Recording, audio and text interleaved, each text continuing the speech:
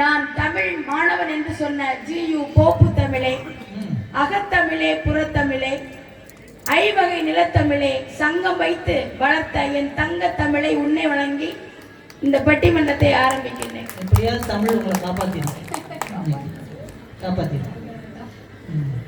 ஆனா ஒவ்வொரு ஊருக்கும் ஒவ்வொரு பெருமை இருக்கிறது. திருவாரூர்னா தேரு, திருவிடை மருதூர்னா ஊரு, பட்டுக்கோட்டைனா பாட்டு, சிவகாசினா வேட்டு, காஞ்சிபுரம்னா பட்டு, பண்ணைபுரம்னா மெட்டு, நம்முடைய பூம்புகார்னா சிலம்பு, காரைக்குடினா குழம்பு, ராஜபாளையம்னா நாய், பத்தாமடைனா பாய், உடன்குடினா கருப்பட்டி, கோயில்பட்டினா தீப்பெட்டி. அது மட்டும் இல்ல, திருப்பூர்னா பனியன், திருநள்ளாறுனா சனியன். இப்படி வந்து உள்ளது அதுவா வந்து நானே எதிர்பார்க்கிறேன். அது மாதிரி சாத்தூர்னா சேவு, மதுரைனா பூ. மொத்தத்தில் தமிழ்நாடுனாலே பண்பாடு. ஆனால் பண்பாட்டில் சிறந்த ஊரு காலாப்பூர் என்பதனை நிரூபித்துக் கொண்டிருக்கின்ற ரசிகர்களுக்கு என்னுடைய மனமார்ந்த நன்றிகளை தெரிவித்துக் கொண்டு, இந்த பட்டிமன்றத்திற்கு நடுவராக வீற்றிருக்கின்ற தம்பி வாய்த்தது ராமனுக்கு, தாரம் வாய்த்தது வள்ளுவருக்கு, பேர் வாய்த்தது சடையப்பருக்கு, பிள்ளை வாய்த்தது சிறு தொண்டருக்கு, நல்ல நடுவர் வாய்த்தது எங்களுக்கு என்ற பெருமைக்குரிய நடுவர் அவர்களே. பாரதி கண்ட புதுமை பெண், சேலை கட்டிய பாரதி என்று நாங்கள் செல்லமாக அழைக்கின்ற நங்கை கவிதா ஜவஹர் அவர்களை நல்ல கைதங்கள் குறித்து வாழ்த்தி, இந்த குரல் இந்த குரல் நீ வந்துரு அப்படின்னு சொன்னாங்க. வேற ஆள் கிடைக்கல, நான் என்ன செய்யறது? அருமையான ஒரு தலைப்பு இல்லையா? உண்மையிலே எல்லா ஊர்லயும் நடிகர்களுக்கு ரசிகர் மன்றம் வைப்பாங்க. ஆனால் ரசிகர்களுக்கு ரசிகர் மன்றம் வைக்கணும்னா காலாப்பூர் ரசிகர்களுக்கு தான் வைக்கணுங்க. சில ஊருக்கு நாங்க ஒப்புக்காக பேச போவோம், சில ஊருக்கு உப்புக்காக பேச போவோம், சில ஊருக்கு டப்புக்காக பேச போவோம். ஆனா காலாப்பூருக்கு நாங்க நட்புக்காக தான் பேச வந்திருக்கோம்னா ரொம்ப மகிழ்ச்சி சந்தோஷம். அந்த நட்பு வேற யாரும் இல்லை, நம்ம தமிழ் சங்கத்தை சார்ந்த அனைத்து உறுப்பினர்களும் நட்பு தான். எல்லாருமே நம்ம நண்பர்கள். என் தம்பி வந்து மிக அற்புதமா பேசினான். அவன் வந்து எங்க வீட்டுக்கு வந்ததை சொன்னா பாத்தீங்களா? இருந்தாலும் நீங்க சொன்னது ரொம்ப மோசமா இருக்கு. வந்துட்டு வெளியே வந்து என்ன சொல்லிருக்கான் பாருங்க. என்ன சொன்னாரு? அவன் வந்த நேரத்துல எங்க வீட்டுக்காரர் வேலையை கிளம்பினார். நான் செருப்பை எடுத்துக்கொண்டு கொடுத்தேன் அவருக்கு. அவன் போடாம போயிட்டீங்க அப்படின்னு. இவர் வெளியே வந்து சொல்லியிருக்காரு, மலர்விழி அக்கா வீட்டுல மலர்விழி அக்கா செருப்பு எடுத்தாதான் வீட்டுக்காரர் வேலைக்கே போறாருன்னு வந்து சொல்லியிருக்காங்க. வீட்டுல ஏற்றலாமா? ஆனா நல்ல உதவி செய்யற தம்பி, நல்ல கைத்தட்டுங்க, நல்ல உதவி செய்யணும். அன்னைக்கு பஸ் ஸ்டாப்ல நின்றுட்டு இருந்த ஒருத்தர் மயங்கி விழுந்தார். ஓடி போய் கடையில போய் ஒரு சோடா வாங்கிட்டு வந்து டப்புன்னு உடைச்சு அவரே குடிச்சார். ஏன்னு கேட்டேன், இப்படி ஏதாவது பார்த்தா எனக்கு படபடப்படன்னு வந்துடும். எப்படி விட்ட உதவி படபடப்பா பேசினாரு. அதே எங்க நம்மள துரைப்பாண்டியன், கருப்பு பாண்டியன், அவர் கருத்து சொல்லி சொல்லி கருத்து போயிட்டாரு. ரொம்ப கருத்து சொல்லாதீங்க. எங்க அண்ணன் இந்த கொரோனா காலத்துல என்ன உதவி செய்தார் தெரியுமா? அவர் உதவி செஞ்சாரா? செஞ்சாரு. கொரோனா பயப்படாதீங்க, பெண்களுக்கு கொரோனா வராது. ஏன்? கொரோனா கூட தான் குடும்ப நடத்துல. எப்படி கொரோனா? ஆண்களுக்கு கொரோனா வராது. ஏன்? கொரோனாவுக்கு எப்படி கொரோனா வரும்? இதுக்கப்புறமும் அந்த ஆண்கள் உட்கார்ந்துருக்காங்க பாருங்க, பாவப்பட்டவங்க. எங்க அண்ணன் கொரோனா நேரத்துல அதிகாலை 4 மணிக்கு எந்திரிச்சு கபசுர குடிநீர் தயாரிச்சு, அவசர குடிநீர், கபசுர குடிநீர், அதுவும் எங்க வீட்டுக்குள்ள பாட்டி தயாரிச்சதுதான். சரி, கபசுர குடிநீர் தயாரிச்சு தினமும் 50 பேருக்கு கொடுத்தாரு. கை தட்டுங்க. உண்மையிலே பாரு, வெரி குட். நான் ஒரு பேருக்கு ஒரு டீ வாங்கி கொடுக்க மாட்டேன், அது தெரியும். 50 நாள் கொடுத்தாரு. அடுத்த நாள் ஒரு 5 பேர் கூட வந்தா துரத்தி விட்டாரு. ஏன்னு கேட்டேன், இந்த 50 பேர் தான் என்கிட்ட வட்டிக்கு வாங்கியிருக்கா, இவன் மட்டும் தான் உசுரோட இருக்கணும். நாடு நாடு நாடுன்னு பேசிட்டு போனார். என்ன ஒரு பேச்சு பார்த்தீங்களா? நடுவர்களே, ஒரே ஒரு விஷயத்தை சொல்றேன். பறவைக்கு எப்படி கூடு முக்கியமோ அதுபோல இளைஞர்களுக்கு வீடுதான் முக்கியம் என்பதனை மறந்து விடாது. பறவைக்கு கூடு, இளைஞர்களுக்கு வீடு. வீடு நீ பாடு. அதுல வேற நாடு அதை நாடு. ஆமா, எனக்கு நலன்கள் தான் சொல்லிருந்தேன். பொதுமக்கள் நலன்கிறது. எப்படி இருந்த வாய்ஸ் இப்படி ஆகி போச்சு. முருகன் மாளவப்பா நடுவர் அவர்களே, வீடுனாலே என்ன அர்த்தம் தெரியுமா உங்களுக்கு? என்ன அர்த்தம்? சொர்க்கம்னு அர்த்தம். நபிகள் நாயகம் சொல்லுவார், தாயின் காலடியில் தான் சொர்க்கம் இருக்கிறது. நாட்டுல யாருக்க நண்பனின் காலடியில் சொர்க்கம் இருக்கிறதுன்னு சொல்லியிருக்காரா தம்பி? நண்பனின் காலடியில் ஒயின் ஷாப் இருக்கிறதுன்னு சொல்லுவாங்க. ஆமா நடுவர் அவர்களே, ஏன் அப்படி சொல்றோம்னா மாவீரன் நெப்போலியன் சொன்னார், ஒரு குழந்தையினுடைய ஆரம்ப பள்ளியே தாய் மடி தான் அப்படின்னு சொன்னார். ஏன்னா அம்மா தான் பல நல்ல விஷயங்களை கத்து கொடுப்பா. வீட்டுக்குள்ள இலை போட்டு சோறு வச்சிருக்கோம், குழம்பு ஊத்திருக்கோம், உடனே சாப்பிட போவோம் பையன், ஏய் உடனே சாப்பிடாதடா, இதுல என்ன தெரியுது? ஒண்ணும் தெரியலமா, பசிதான் தெரியுது. முதல்ல கை கால் அலம்பிட்டு வாடா, ஒழுக்கத்தை சொல்லி கை கால் அலம்பிட்டு வா. இந்த இலை என்ன நிறத்துல இருக்கு? பச்சை நிறத்துல இருக்கு. சோறு வெள்ளை நிறத்துல இருக்கு. அதுக்கு மேல சாம்பார் ஊத்திருக்கேன், என்ன நிறம்? காவி நிறம். இதுதான் நம்முடைய தேசிய கொடி, பார்த்து கொள் அப்படின்பா அம்மா. காவி வெள்ளை பச்சை. ஆமா. அசோக சக்கரம். உடனே பையன் கேட்பான், அப்படின்னா அசோக சக்கரம் எங்க? உடனே ஒரு அப்பளத்தை பொரிச்சு கொண்டு வச்சு, இதுதான் அசோக சக்கரம், பார்த்து கொள் அப்படின்பா. அதனாலதான் கண்ணதாசன் சொல்லுவார், கருவினில் வளரும் மழலையின் உடலில் தைரியம் வளர்ப்பாள் தமிழ் அன்னை, களங்கம் பிறந்தால் பெற்றவள் மானம் காத்திட எழுவான் அவள் பிள்ளை, அச்சம் என்பது மடமையடா, அஞ்சாமை திராவிடர் உடமையடா. திட்டி திட்டி பேசினாலும் வட்டியில சோறு வைப்பான். மிச்சம் வச்சதை சாப்பிடுறதும் அம்மாதான், மிச்சம் வைக்காம சாப்பிட வைப்பதும் அம்மாதான். எங்க சாப்பிட்டியாப்பான்னு கேக்குறது அம்மா, ஏய் சாப்பிட்டானான்னு கேளுடி அப்படின்னு சொல்றது அப்பா. இந்த அன்புதான் ஒரு இளைஞரை வாழ வைக்கும் என்பதனை மறந்து விடார்கள். எனக்கு ஒரு பிரியாணி வாங்கி கொடுன்னு சொல்றது நண்பன். நண்பன் எங்க நட்பு நட்புன்னு சொன்னாலே அதுவும் என்ன கஷ்டம்னா, கேட்டவங்க சொல்லிட்டா மாப்பிள்ளைன்னு சொல்லுவானா. ஆமா, நண்பன்ட்ட ஒரு கஷ்டத்தை போய் சொல்லுங்க, மாப்பிள்ள எனக்கு ஒரு கஷ்டம்னு சொல்லுங்க. உனக்கு கஷ்டமா? வா மாப்பிள்ள, அதோ பார், அதோ பார், அதோ பார், பார்னு சொல்லி பார் கொண்டு இடிச்சிருவான். 4 பேரும் உட்கார்ந்து கிளாஸ்ல ஊத்தி வச்சுட்டு சியர்ஸ் அப்படிங்கிறான். ஒருத்தன் கேட்டான், அவ்வளவு ஒற்றுமையாடா? நான் இல்ல, அளவு சரியா இருக்கா பாக்கணும் அப்படிங்கிறான் நடுவுறவங்க. எங்க ஊர்ல நீங்க எல்லாம் மரத்துக்கு நீர் ஊத்தி வளர்ப்பீங்கல்ல, எங்க ஊர்ல ஒருத்தன் பீர் ஊத்தி வளர்த்தான். ஏன்டான்னு கேட்டோம், ரொம்ப வக்கையா இருக்கு, மரம் ஆட மாட்டேங்குது, பீர் ஊத்துனா ஆடும் இல்ல அப்படிங்கிறாங்க. எந்த அப்பாவாவது குடிகார தந்தையா இருந்தா கூட தன் பிள்ளை குடிக்க வேண்டும் என்று நினைக்க மாட்டார். ஆனா நண்பன் அப்படியா நடுவர்களே ஊத்தி கொடுப்பான். புண்பட்ட மனச போக விட்டு ஆத்து மாப்பிள்ளை அப்படின்னு சொல்லுவான். இப்படி க்ளோஸ் நண்பன் தான் க்ளோஸ் பண்ணுவான். உயிர் நண்பன் தான் உயிரையே எடுப்பான் என்று சொன்னால் நட்பு என்பது இன்றைக்கு சாத்தியம் அல்ல. ஆனா வீட்டுக்குள்ள ஒரு இளைஞன் இருக்கும் போது தூய மழை நீர் மாதிரி இருக்கான். அவன் வெளியே வரும்போது சந்தனத்துல விழுந்தா சந்தனம், சாக்கடையில விழுந்தா சாக்கடைங்க. வெளியே எவ்வளவு பிரச்சனை இருக்கு தெரியுமா நடுவர்களே? ஹாஸ்பிட்டல் போனா கிட்னியை காணல, ஹோட்டல் போனா சட்னியை காணல, கல்யாண வீட்டுக்கு போனா செருப்பை காணல. அன்னைக்கு நம்ம தம்பி கல்யாண வீட்டுக்கு போயிட்டு சோடி சரியில்லைன்னா நான் சொன்னேன், மாப்பிள்ளை பையன் அல்டிமேட் ஸ்டார் அஜித் குமார் மாதிரி இருக்கான், பொண்ணு சாலினி மாதிரி இருக்கான்னு. இல்ல, 2 வலது கால செருப்பா தூக்கிட்டு வந்துட்டேன் அப்படிங்கிறாங்க. செருப்பு திருடுறதுல கல்யாண வீட்டுக்கு போறீங்களாப்பா? அதுவும் வெளியே வந்து ஒரு கவிதை சொன்னார் பாருங்க, உள்ளே ஒரு ஜோடி சேர்ந்து விட்டது, வெளியே ஒரு ஜோடி பிரிந்து விட்டது அப்படின்னாரு. ஒரு கல்யாண வீட்டுல மாப்பிள்ளை பையன் எல்லாருமே காலையும் விழுந்தான். ஏன்னு பார்த்தா மாப்பிள்ளை செய்யற செருப்பை எவனும் அடிச்சுட்டு போயிட்டான். எவ்வளவு கஷ்டம். எங்க அண்ணன் கல்யாண வீட்டுக்கு செருப்பே போட்டு போக மாட்டார், வரும்போது நல்ல செருப்பா பார்த்து போட்டு வருவார்.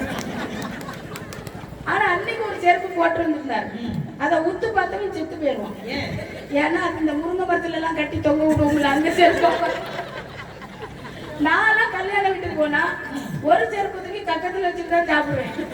அந்த பாப்பா ஒண்ணு கிடக்கு ஒண்ணு காணலையே, ஒண்ணு இங்க இருக்கடியோ தூக்க முடியாது. கல்யாண வீட்டுக்கு போனா செருப்பு காணல, எங்க போனாலும் திருட்டுதாங்க. நம்ம நாட்டுல திருட்டு நிறைய நடக்குன்னு சொல்லி திருட்டு மிஷின் ஒண்ண கண்டுபிடிச்சு சீனால கொண்டு வச்சான். 1/2 மணி நேரத்துல 400 திருடர்கள் அந்த திருட்டு மிஷின் கண்டுபிடிச்சிட்டு உடனே அந்த திருட்டு மிஷினை கொண்டு இந்தியால வச்சான். 5 நிமிஷத்துல திருட்டு மிஷின் எந்த வயல கொண்டு போயிட்டான். எங்க திருட்டு நடக்காத ஒரே இடம் தெரியுமா? புத்தக கண்காட்சியில மட்டும் திருட்டு நடக்காது. ஏன்னா திருட யாரும் புத்தகம் படிக்க மாட்டான். புத்தகம் படிச்சா அவன் திருட மாட்டாங்க. இன்னும் இந்த உலகம் இவங்க கூட சொல்றாங்கல்ல, பள்ளிக்கூடம் 2 புனிதமான இடங்கள், ஒன்று தாயின் கருவறை, இன்னொன்று பள்ளியின் வகுப்பறை. அந்த நல்ல பள்ளியை தேர்ந்தெடுப்பது யார்? அப்பா அம்மா தானாங்க. பள்ளியிடத்துக்கு போறதுனால பையன் எப்படி அழுவான்? பிஸ்கட்டு பிஸ்கட்டுன்னு அழுவான். பள்ளியிடத்துக்கு போன பிறகு ஃபீஸ் கட்டு ஃபீஸ் கட்டு ஃபீஸ் கட்டு. இதுக்கு கூட குறையில்லை. ட்ரை பண்ணுங்க, உங்களால முடியும். ஃபீஸ் கட்டுன்னு அழுவானே. இன்னைக்கெல்லாம் நம்ம நாட்டுல காந்திஜி, நேருஜி, நேதாஜிக்கெல்லாம் மரியாதை இல்லை. எல்கேஜி, யூகேஜி, ப்ரீகேஜிக்கு தாங்க மரியாதை. என்ஜினியர் கூட படிக்க வச்சிடலாம், எல்கேஜி படிக்க வைக்க முடியல.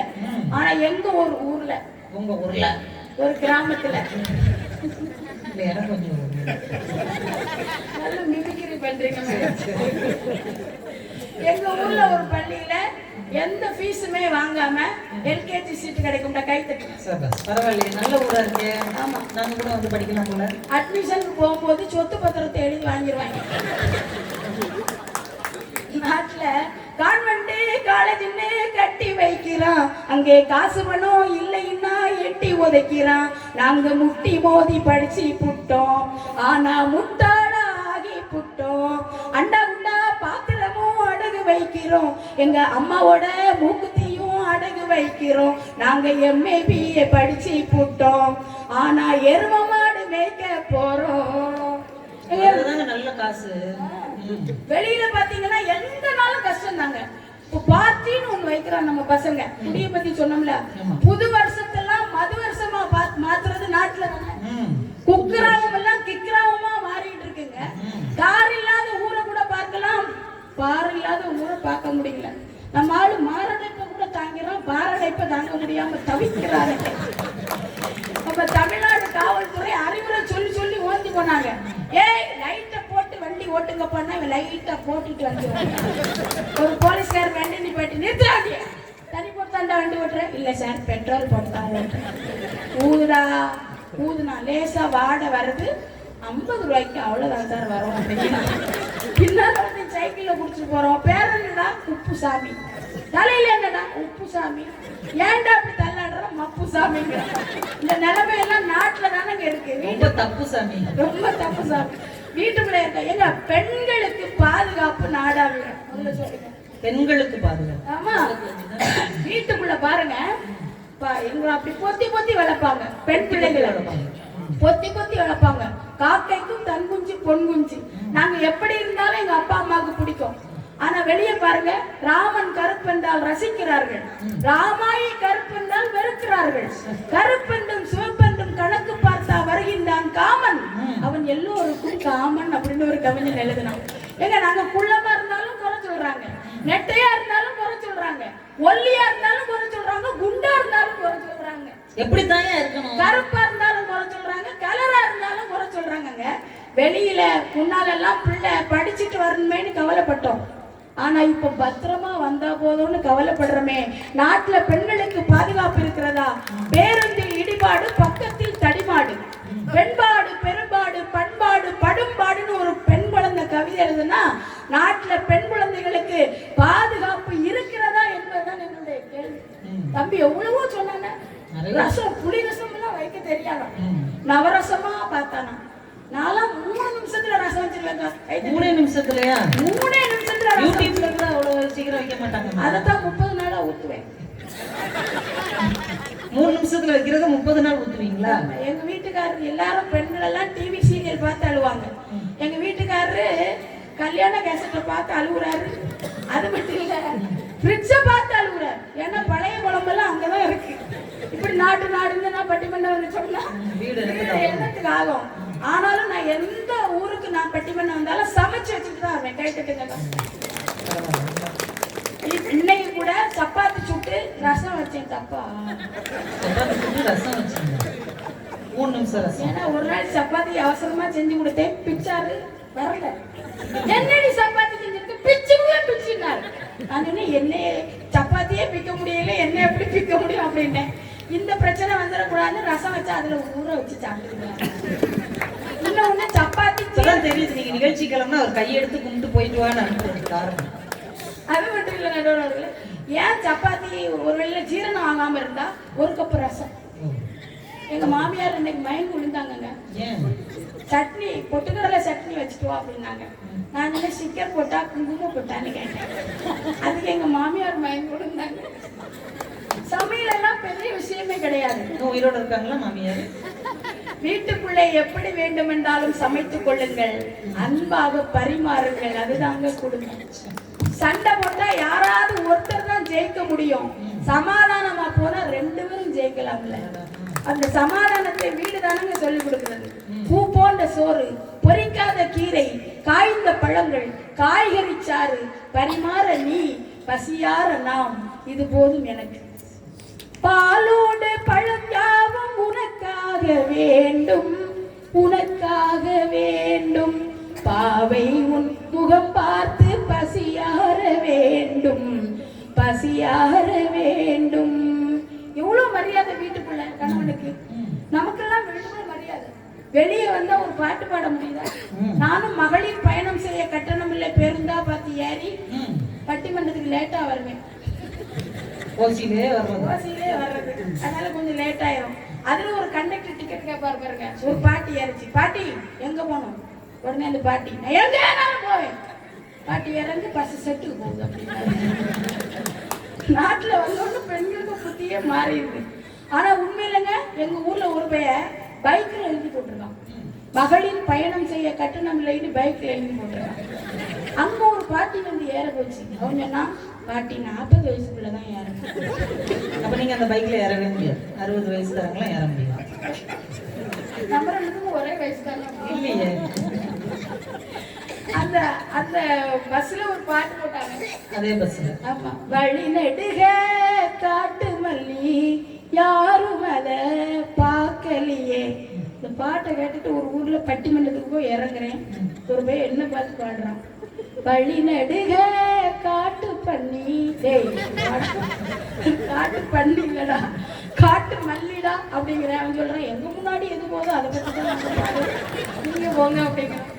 நீங்க அந்த ஊருக்கு போயிருக்கீங்க.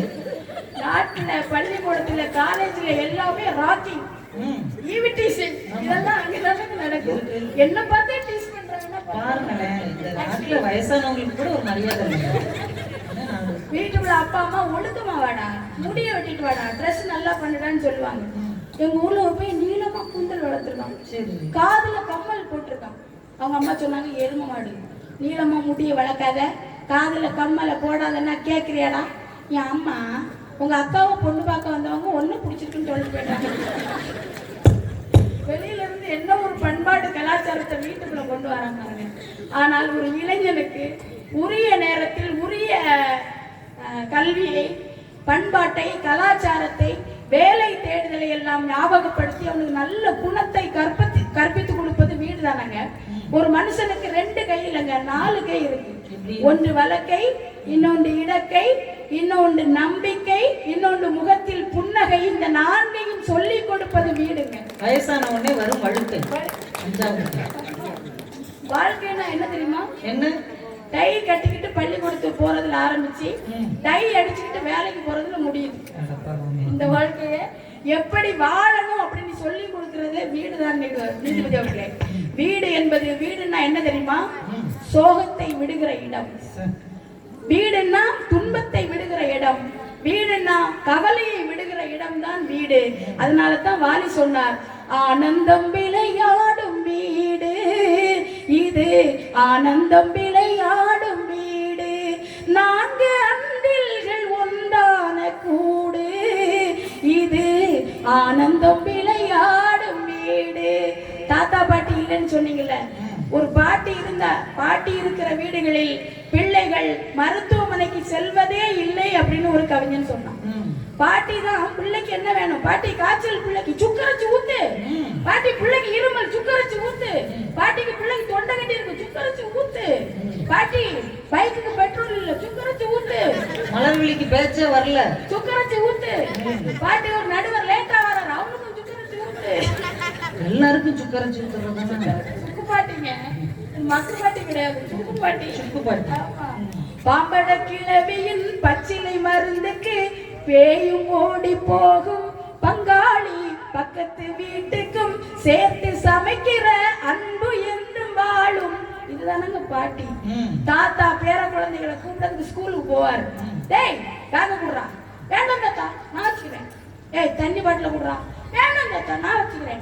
லஞ்ச் பேக்க குடுறா. வேண்டாம் தாத்தா நான் வச்சுக்கிறேன். என்ன நீ தூக்கு அப்படின்பா. இந்த தாத்தா எவ்வளவு சந்தோஷம். வீட்டுக்கு வந்த உடனே மடியில வச்சுட்டு கதை சொல்லுவார். ஒரு ஊர்ல ஒரு நரியா, அதோட கதை சரியா.